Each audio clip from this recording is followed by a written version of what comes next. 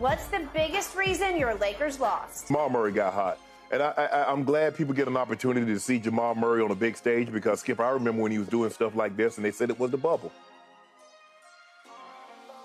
After a disappointing performance in Game 2, the Lakers knew they had to make adjustments to win Game 3, and they did just that. The biggest problem they had in Game 2 was defending against the Golden State offense, particularly Steph Curry. They failed to stick with him man-to-man, overcompensated by double-teaming and hedging on screenplays, and struggled to keep up with the rest of their offense. The Los Angeles Lakers' performance in Game 3 against the Golden State Warriors showcased their ability to adapt and make strategic changes mid-series. With the series tied at 1-1, the Lakers understood the importance of making adjustments to contain the Warriors' offense, and they executed these changes flawlessly. One of the key changes the Lakers made was having Austin Reeves defend Stephen Curry instead of Vanderbilt, who had struggled in Game 2. Reeves, a rookie, had shown promising defensive skills throughout the season, and his assignment to defend Curry paid off. He was able to stay with Curry and contest his shots effectively, limiting his impact on the game. The Lakers also made changes to their defensive strategy, with Anthony Davis playing a more prominent role in help defense. In previous games, the Lakers had been playing a drop coverage defense, with Davis staying closer to the basket to protect the rim.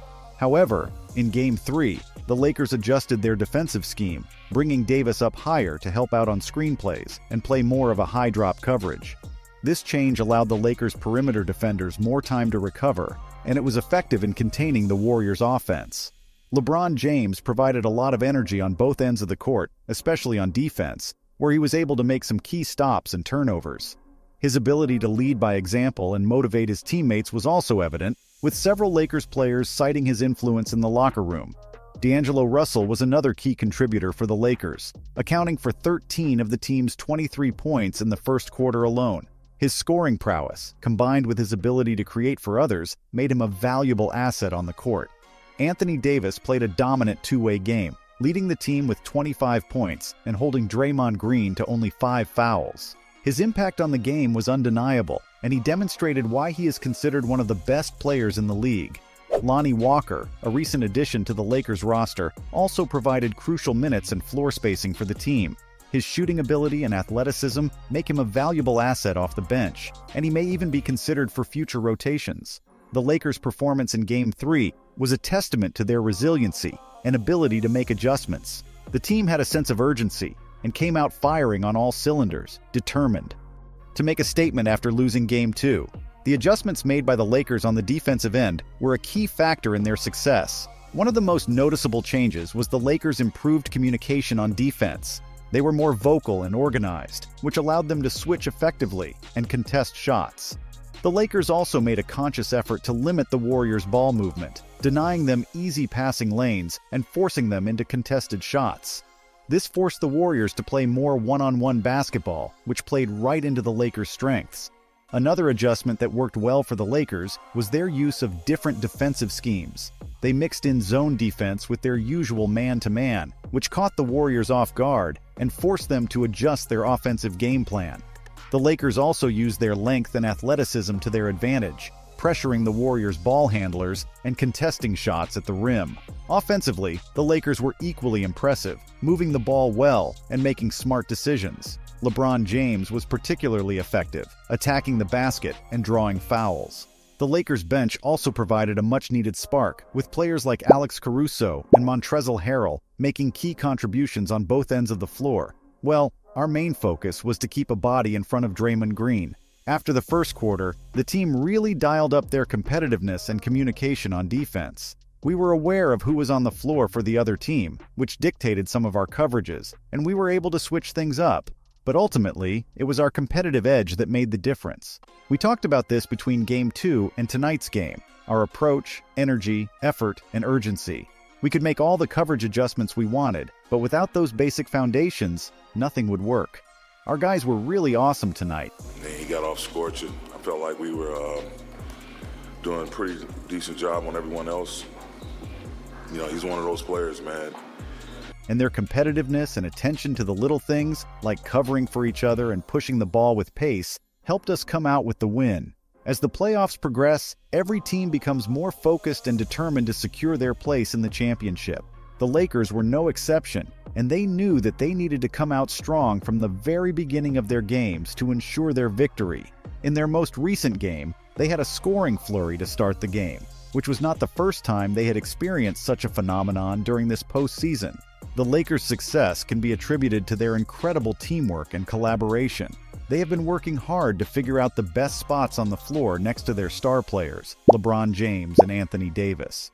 Both players are incredibly talented and have the ability to change the course of a game, but it takes more than just talent to win a championship. It takes chemistry and an understanding of each other's strengths and weaknesses. The Lakers have been working on this chemistry all season long, and it's starting to show. They are starting to develop a flow that is difficult for their opponents to break. Their scoring flurries are a result of this flow, and they are becoming more and more confident as the playoffs progress. They know that they can rely on each other, and they trust each other to make the right decisions on the court. The Lakers' success is also due to their coaching staff, led by Frank Vogel. Vogel has been instrumental in helping the team develop their chemistry and flow on the court. He's been working with the players to figure out the best lineups and strategies for each game, and his efforts are paying off. The Lakers are playing some of their best basketball of the season, and they are doing it at the most critical time. As the playoffs progress, the Lakers will need to continue to work on their chemistry and flow on the court. They will face tough opponents, and they will need to be at their very best if they want to win the championship. But with LeBron and AD leading the way, and with the rest of the team stepping up when it counts, the Lakers have a real chance of going all the way. I'm just trying to be in a position to take advantage of how the other team is guarding LeBron and AD. Often, their best defenders are guarding those guys, so if I can take advantage of the backside and create things, it opens up the game. It's still early in our time together, but I'm just trying to be aggressive and make the most of my opportunities. You've been traded a few times in your career. How does it feel to be out there game after game, having an impact on the game? It feels good to be prepared for whatever's next. I feel like I was prepared for this opportunity and mentally and physically ready to succeed. Going through what I have in my short time as a pro has prepared me for almost anything, so I'm just focused on staying prepared and attacking each game from there. It looked like you guys made some matchup adjustments, putting Austin on Steph Curry and Vanderbilt on their shooters. Can you talk about how that worked out? We made some adjustments to try and get the victory, and it seemed to work out well. We just tried to be flexible and adapt to each game's unique circumstances. LeBron James and his Lakers teammates discussed their strategy for Game 4 against the Golden State Warriors. They plan to make minor adjustments to their game plan and review footage from their previous matches to identify areas where they can improve. When asked about his fluctuating stats, LeBron replies that he hasn't paid attention to any social media buzz about it, and his focus is solely on giving his best on the court. He believes that he missed some shots and made others due to luck, and he didn't change anything up in his approach. The interviewer asks LeBron about his ability to play through exhaustion in his 20th season, and he credits his rest and recovery routine in between games for helping him maintain his energy levels. LeBron also talks about the importance of not getting too comfortable and underestimating the Golden State Warriors, who have the potential to make a comeback and win several games in a row. He emphasizes the need to stay on edge and maintain their habits and focus during the game.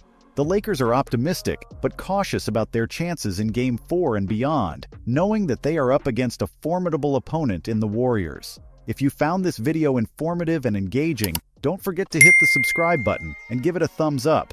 By subscribing, you'll never miss out on our latest videos, and by liking it, you'll help support our channel and help others discover this content.